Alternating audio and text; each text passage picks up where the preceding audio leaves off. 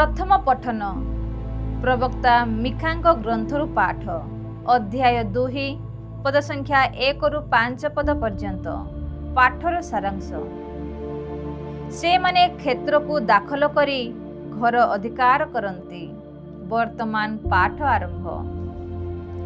जो माने निज शर्यारे अधर्म कल्पना करती व कुकर्म स्थिर करती से माने संतापर पात्र, कारण सकाळ हेबा क्षणी से माने ताहा निजर अधीन रे थिबारु सेही अनुसार करती।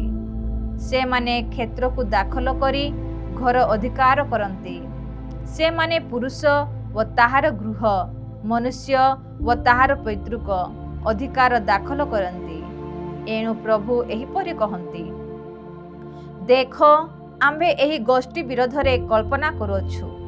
तहिरु तुम्भे माने बेक काटी नेबाकू किंबा गर्व करी चली जीवाकू पारिबो नाही, कारण ताहा दुसमय अटे। सेही दिन से माने तुम्भ विरोधरे व्यंजना करी दुखरे कहिबे, आम्भ मानकर सर्वनाश हेला। से आम लोकर अधिकार हस्तांतर करुअछंती। से आम्भ ठारू ताहा दूर करुअछंती। से आम्भ मानकर क्षेत्र विभाग करी विद्रोही मानकु देउछंती। एथिपाई गोली बांट द्वारा परिमापक रज्जु पकाइबा पाई प्रभुंक समाज रे तुमर केही नथिबे। एहा ईश्वरंक वाक्य। परमेश्वरंकु धन्यवाद। साधु माथ्यूंक लिखित सुसमाचार पाठ अध्याय 12 पद संख्या 14 रु 21। किंतु फारिसी माने बाहरी जाई जीशुंक विनाश करिबाको षडयंत्र कले।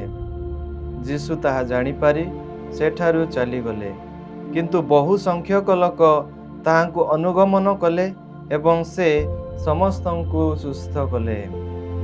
से तांकर परिचय प्रकाश न करिबाकू सेमानंकु आदेश देले। एथिरे प्रवक्ता जिसायंक द्वारा कुहा जाइथिबा एही बाणी सफल हिला।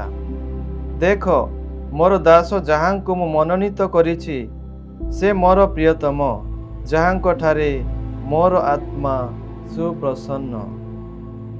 मु तांक उपरे मोर आत्मा स्थापन करिबी एवं से विजातीय मानंक मध्यरे न्याय विचार घोषणा करिबे। से विवाद करिबे नाही, कलह करिबे नाही, किंबा रास्तारे केही तांको स्वर सुनिबे नाही। न्याय प्रतिष्ठित न हेबा पर्यंत से छेता तृण नलकू सुधा भांगिबे नाही, किओबा मिंजी मिंजी होई जळुथिबा दीपकू लिभाइबे नाही। विजातीय माने तांको नामरे भरोसा रखिबे। प्रभुंकर पुण्य सुसमाचार। हे प्रभु जीशु ख्रीष्ट, तुमर प्रशंसा।